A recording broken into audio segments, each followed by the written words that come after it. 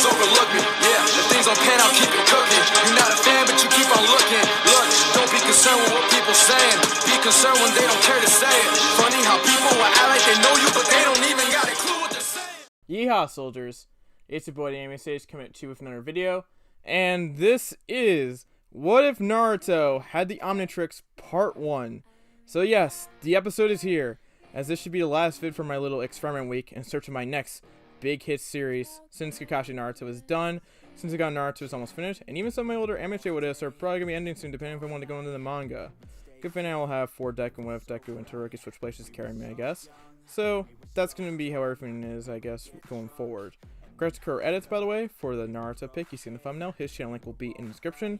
Remember to watch out for my scheduled release this weekend on either Saturday or Sunday. Speaking of scheduled releases, that will be on my community tab, which you all should watch like a hawk. You guys not only get to see schedules, but polls, vid updates, and other fun stuff in between. Those are all important, so watch my community tab like a hawk. Alright, now for quick social media plugs. Twitter is at AnimeSage4. Twitter is a great place for you guys to interact with me, as I do tweet a lot, and access another way to get notified of my videos. So follow me on Twitter. Instagram is anime_sage4. I post frequently on Instagram, so it is a pretty good way for you guys to interact with me, so follow me on Instagram. Finally, join my Discord server. If you join, you get access to supplementary content, notifications when I live stream ahead of time, and you can just send me ideas directly. It's also a good way for you guys to interact with me, so join my server. Link will be in the description. No usual checklist since it's a new series, so let's get right into the story. In a faraway planet, there's a planet that hosts extremely intelligent creatures. Creatures that are some of the most intelligent, in fact maybe the most intelligent in the whole entire universe. Their accomplishments in technology are amazing, and they deserve their ranking as the most intelligent creatures in the whole universe. If you're thinking humans right now, then you would be incorrect. Have you seen how some of us act? The planet is not even Earth, it's called Galvin Prime. This planet hosts to some of, if not again, the most intelligent species in the whole entire universe. And the species I'm referring to are known as the Galvin. What they lack in terms of physicality and stature, they make up for in terms of intellectual prowess. And just moments before, a pod had just launched from the planet, carrying a certain object. Where it is heading, we don't know. But one thing's for sure, something big is about to change. Let's go to Earth and focus on a certain village we all know and love, the Hidden Leaf Village. One of the 5 major villages, this village is host to many powerful ninja. We are not going to focus on them. Instead, we are going to focus our story on a 12-year-old boy, in Naruto Uzumaki. Naruto is a boy who over the years has kind of not done great in the academy. He is also not really well liked by other people, especially adults, and he cannot figure out why. He has also kind of failed the graduation exam multiple times, and this is his last year for graduation. Naruto, however, is more so busy with pranks and stuff like that, which is not really ideal for his case. Naruto, however, has one major dream, which is to become the next Hokage. The odds are stacked against him, since he is the lowest rung on the ladder in society, but he has always had hope.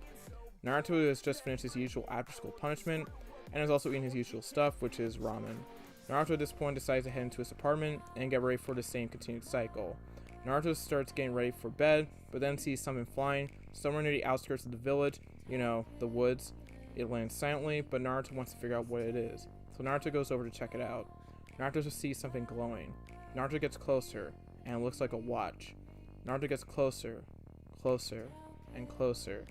Then all of a sudden, the watch springs up and attaches to Naruto's arm. Naruto's in shock, and little does he know, the watch has now become part of his entire being. It is merged with his DNA. Naruto will try to take the watch off, but to no avail. Naruto then decides to look at the watch. Naruto sees the watch pop up, in terms of its little icon thing, and sees a figure of something he doesn't really know.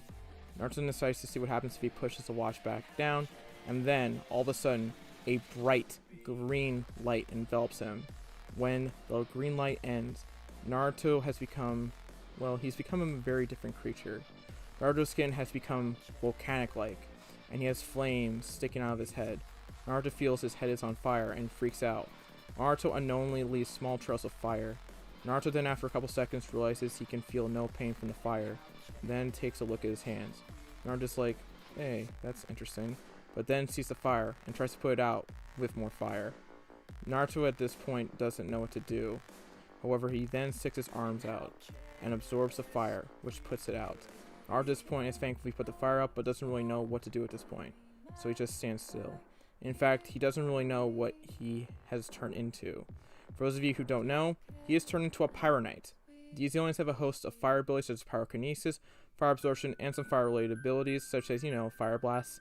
So, yeah, they're pretty hot creatures, if you know what I'm saying. Naruto worries he might be stuck in this situation forever, and then the watch times out. So Naruto's like, so, it has a time limit. That's pretty good.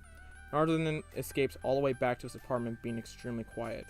We see Hiruzen looking through his crystal ball, thinking to himself, it has begun. 1 week later, Naruto's run away from a group of very angry ninja, because he has just defeated the Hokage heads. However, Naruto is doing everything he can to keep the watch hidden, as he doesn't want anyone to know about it or even notice it at all. It's his little secret. So he has been wearing long sleeve shirts, working to try to hide the watch. He's also stuck to keeping the watch under sleeve at all times at school, so no one has really noticed the watch, or essentially the new addition to him. So yeah, that's pretty good.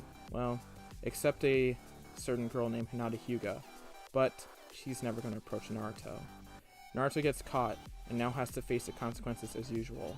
Naruto will have a very similar talk with Iruka like in canon about wanting to be the Hokage, and how he wants to be the next Hokage, maybe even the greatest Hokage. The next day, he goes into class, ready for the graduation exam. Naruto will fail as usual because he can't perform the simple clone jutsu. Naruto will still take a deal with Mizuki like in original canon, so he goes into the forest and works on the Shadow Clone Jutsu. Iruka will find him and will be like, what have you done, Naruto? But then admires how hard he worked for the past couple hours. Iruka will then notice the watch and ask Naruto what it is. Naruto dodges the question and says, hey, now I can graduate because he has mastered the jutsu from the scroll. Iruka's like, what? Naruto will explain, and Iruka will be like, uh-oh. Then Mizuki will pop out and tell Naruto the truth about why he is so hated. He is the fox, a demon, a monster. Naruto will run away at this information, and Iruka and Mizuki will chase after him. A race for the scroll, and Naruto. Iruka and Mizuki will get into the same interaction, and Iruka will praise Naruto just like in canon. Naruto will then kick Mizuki away from Iruka, and this is where the canon story changes by quite a bit. Naruto will say, if you ever lay a hand on my sensei, I'll kill you.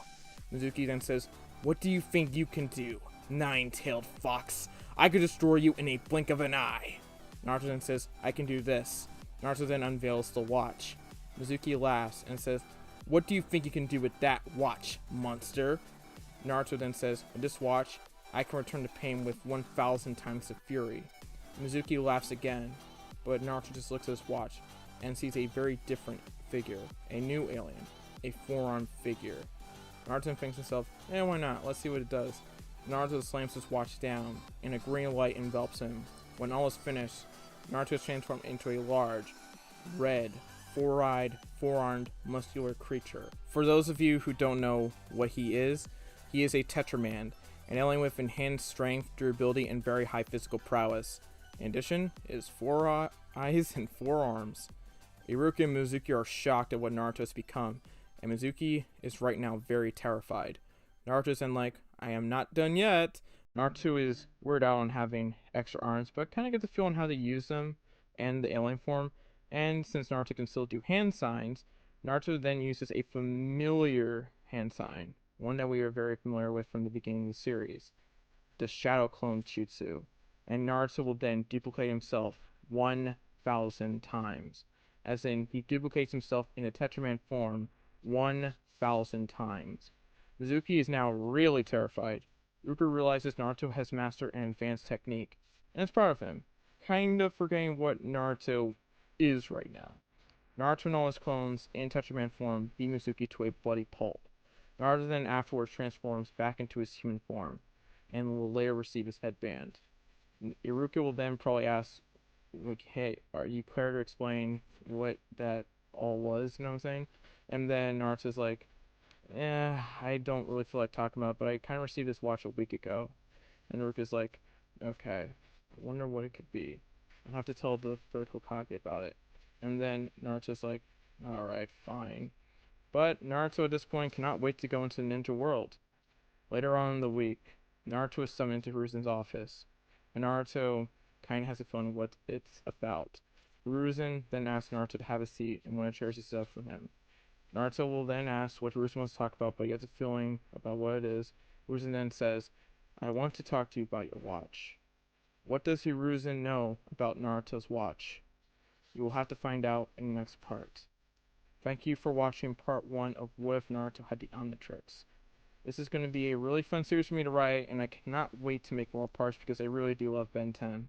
Hope you guys enjoyed this as well, because I think my writing here was a little bit at another level here besides the last 2 What If videos. Make sure to watch my community tab like a hawk, for a reminder right there. Make sure to watch my schedule release there as well, it's kind of important.